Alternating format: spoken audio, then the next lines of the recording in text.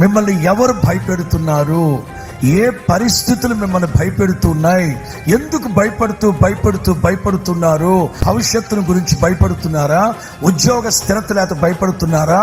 లేకపోతే పదవి కలిగిన వాళ్ళు మిమ్మల్ని భయపెడుతున్నారా?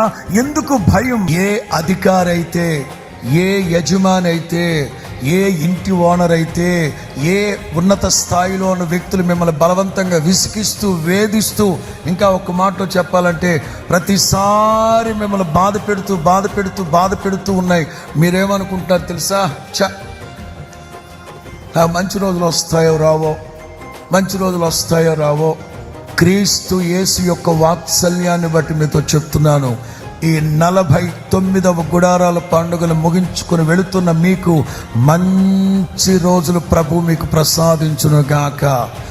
మహిమ కలిగిన మంచి రోజులు ప్రభు మీకు ప్రసాదించును గాక.